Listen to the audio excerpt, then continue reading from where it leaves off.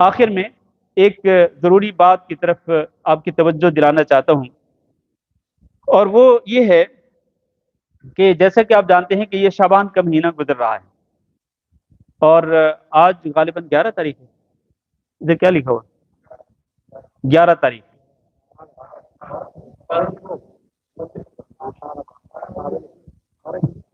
چلیں وہاں جو بھی لکھا ہے، میرا خیال ہے آج 11 تاریخ ہے۔ ہاں جی، تو 12 شروع ہوگی بالکل۔ ہاں جی، تو اس کے بعد شعبان کی 15ویں رات آئے گی، شعبان کا 15واں دن آئے گا، یعنی تقریباً 3 دن کے بعد۔ تو لوگ یہ کہتے ہیں کہ شعبان کی جو 15ویں رات ہوتی ہے، اس کو لوگ شب برات کہتے ہیں۔ شب برات کیوں کہتے ہیں؟ وہ کہتے ہیں کہ یہ رات اصل میں جہنم سے برات پانے کی رات ہے، یعنی جہنم سے نجات پانے کی رات ہے۔ اور لوگ پھر اسی چیز کو سامنے رکھتے ہوئے، کئی لوگ تو اس رات کو عبادت کی رات سمجھتے ہیں، اور اگلے دن پھر روزے کا دن سمجھتے ہیں کہ اگلا دن روزہ رکھنے کی فضیلت ہے، خصوصی طور پر عبادت کرتے ہیں، اور خصوصی طور پر 15 شعبان کا روزہ رکھتے ہیں۔ اور کئی لوگ جو ہیں، یہ عبادت کرنے والے لوگ تو کم ہی ہوتے ہیں، عبادت کرنے والے لوگ کم ہی ہوتے ہیں، اور اگلے دن روزہ رکھنے والے بھی کم ہی ہوتے ہیں۔ اصل میں زیادہ تر لوگ جو ہیں وہ جناب جھنڈیاں لگانے والے، لائٹیں لگانے والے، اور زیادہ تر لوگ پٹاخے چھوڑنے والے ہوتے ہیں، اور پھر اگلے دن کھانے پینے کے لیے بہت ساری ڈشیں تیار کرنے والے ہوتے ہیں۔ روزہ رکھنے والے لوگ کم ہوتے ہیں۔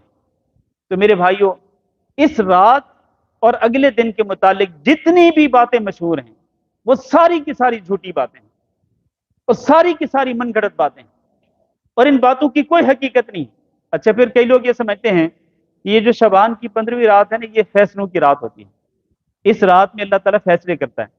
جبکہ ہم لوگ ابھی 2 جمعے پہلے سورت الدخان کے شروع میں ہم پڑھ چکے ہیں کہ فیصلوں کی رات کون سی رات ہوتی ہے؟ فیصلوں کی رات لیلۃ القدر ہوتی ہے، جو کہ کس مہینے کے اندر آتی ہے؟ رمضان المبارک کے آخری عشرے کی طاق راتوں میں سے کسی رات کے اندر آتی ہے۔ تو وہ فیصلوں کی رات ہوتی ہے۔ اللہ تعالیٰ نے اس رات کے بارے میں فرمایا کہ انا انزلناہ فی لیلۃ القدر وما ادراک ما لیلۃ القدر لیلۃ القدر خیر من الف شہر تنزل الملائکۃ والروح فیہا باذن ربہم من کل امر سلام ہی حتی مطلع الفجر۔ تو لیلۃ القدر میں اصل میں فیصلے ہوتے ہیں۔ اور یہاں یہ بھی واضح کر دوں کہ ایک تو وہ تقدیر ہے اللہ رب العزت کی، جس کو اللہ رب العزت نے آسمانوں اور زمین کو پیدا کرنے سے 50,000 سال پہلے لکھ دیا تھا لوح محفوظ کے اندر۔ اور ایک تقدیر جس کا تعلق جو ہے وہ لیلۃ القدر کے ساتھ ہے، وہ کیا ہے؟ وہ یہ ہے کہ اس رات میں اللہ رب العزت آنے والے سال کے متعلق جو فیصلے ہوتے ہیں، کسی کی موت کے، کسی کی پیدا کرنے کے، کسی جگہ پہ بارش نازل کرنے کے، کسی جگہ پہ ہوا کا طوفان بھیجنے کے، مختلف قسم کے جو فیصلے ہوتے ہیں اگلے سال کے، ان کو اللہ رب العزت لیلۃ القدر کی رات میں لوح محفوظ سے اتار کر ان کو اللہ تعالیٰ فرشتوں کے سپرد کر دیتا ہے کہ آپ نے فلاں شخص کو مارنا ہے، فلاں دن، فلاں مہینے میں، فلاں وقت، فلاں جگہ پہ فلاں انسان نے پیدا ہونا ہے، اور فلاں جگہ پہ اتنی بارش نازل کرنی ہے، فلاں جگہ پہ۔ المہم یہ کہ پورے سال کے جتنے بھی کام ہوتے ہیں اللہ تعالیٰ فرشتوں کی ڈیوٹی لگا دیتا ہے۔ فیصلے پہلے سے ہو چکے ہیں، لیکن اللہ ان فیصلوں کو لوح محفوظ سے اتار کر اللہ تعالیٰ فرشتوں کی ذمہ داریاں لگا دیتا ہے، اس لیے اس کو بھی فیصلوں کی رات کہا جاتا ہے۔ تو میرے بھائیوں، یہ جو 15ویں شعبان کی رات ہے، اس رات میں خصوصی طور پر عبادت کے متعلق جتنی بھی حدیثیں بیان کی جاتی ہیں، وہ ساری کی ساری یا تو سند کے اعتبار سے انتہائی ضعیف ہیں یا بالکل جھوٹی اور من گھڑت۔ اور اس رات میں کوئی خاص عبادت نہیں ہے۔ ہاں، آپ روٹین کے مطابق تہجد کی نماز پڑھتے ہیں، اس رات میں بھی پڑھیں، اور اگلا دن اگر بالفرض آپ کے روٹین کے روزوں میں آ رہا ہے تو آپ روٹین کے مطابق اگلے دن روزہ بھی رکھ سکتے ہیں، کوئی مسئلہ نہیں۔ لیکن خصوصی طور پر 15ویں شعبان کی رات میں عبادت کا اہتمام کرنا اور اگلے دن روزے کا اہتمام کرنا، اس کی کوئی دلیل نہیں ہے۔ اور پھر کئی لوگ یہ سمجھتے ہیں کہ اس رات میں یا اگلے دن قبرستان بھی جانا چاہیے۔ لوگ یہ کہتے ہیں کہ نبی کریم صلی اللہ علیہ وسلم شعبان کی 15ویں رات میں قبرستان گئے تھے اور آپ صلی اللہ علیہ وسلم نے قبرستان بقیع الغرقد کے اندر جو لوگ فوت شدہ جو دفن کیے جا چکے تھے، تو آپ صلی اللہ علیہ وسلم نے جا کے ان کے لیے مغفرت کی دعا کی تھی۔ یہ بات بھی بالکل صحیح نہیں ہے۔ سنن ترمذی کے اندر ایک روایت موجود ہے لیکن اس کی سند ضعیف ہے۔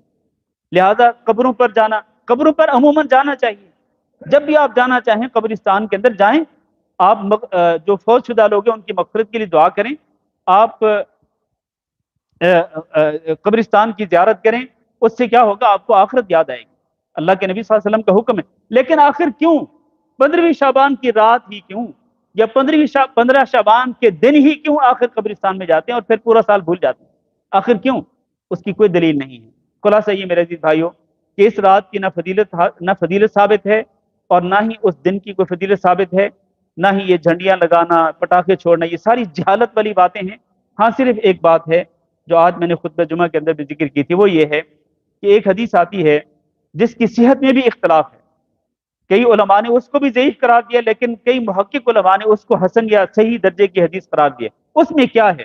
اس میں صرف یہ ہے، نبی صلی اللہ علیہ وسلم نے فرمایا کہ شعبان کی 15ویں رات کو اللہ تعالیٰ اپنی مخلوق کی طرف نظر رحمت کے ساتھ خصوصی طور پر دیکھتا ہے، پھر اللہ تعالیٰ اپنے بندوں کی مغفرت کر دیتا ہے۔ لیکن دو قسم کے لوگ ہیں جن کی مغفرت نہیں ہوتی، اور وہ کون ہے؟ ایک مشرک کی مغفرت نہیں ہوتی، اور ایک وہ جس کے دل کے اندر مسلمانوں کے متعلق نفرت ہو، کدورت ہو، حسد ہو، بغض ہو، ایسے انسان کی بھی اللہ تعالیٰ مغفرت نہیں کرتا ہے۔ اچھا، اب یہ بات جو ہے، یہ جو چیز ہے نا، یہ صرف اسی رات کے اندر نہیں ہے، بلکہ بالکل یہی سیم چیز ہر پیر اور جمعرات کو بھی ہوتی ہے۔ ہر پیر اور جمعرات کو بھی حدیث میں آتا ہے کہ اللہ رب العزت اپنے بندوں کے گناہوں کو معاف کر دیتا ہے، لیکن مشرک کی اللہ تعالیٰ مغفرت نہیں کرتا۔ اور جن دو بندوں کی آپس میں لڑائی ہوتی ہے، دل کے اندر بغض ہوتا ہے نا، تو اللہ تعالیٰ فرشتوں کو کہتا ہے کہ ان دونوں کو مہلت دے دو، جب تک یہ صلح نہیں کر لیتے تب تک ان کی مغفرت نہیں ہوتی۔ تو یہ جو چیز ہے نا، مغفرت والی بات، یہ تو پیر کو بھی ملتی ہے اور جمعرات کو بھی ملتی ہے۔ مغفرت کے اعلان تو اللہ تعالیٰ ہر موحد کے لیے اللہ تعالیٰ کرتا ہے، پیر کو بھی جمعرات کو بھی۔ تو یہ کوئی خاص چیز نہیں ہے جو کہ صرف 15 شعبان کی رات کو ہی ملے۔ تو میرے بھائیو، اس حدیث کے مطابق ہر انسان کو چاہیے کہ وہ دیکھے کہیں کہ وہ کہیں شرک تو نہیں کرتا ہے، اور کہیں اس کے دل میں کوئی اس کے دل میں بغض یا کوئی کدورت یا کوئی نفرت تو نہیں ہے کسی مسلمان کے متعلق۔ تو ایک تو اللہ تعالیٰ کے ساتھ اپنا تعلق درست کرنا چاہیے، اور دوسرا بندوں کے ساتھ بھی اپنا تعلق درست کرنا چاہیے اور اپنے دل کو پاک کر لینا چاہیے۔ اس طرح سے ہم اللہ رب العزت کی مغفرت کے حقدار بن سکتے ہیں۔ وصلی اللہ وسلم علی نبینا محمد وعلی آلہ واصحابہ اجمعین۔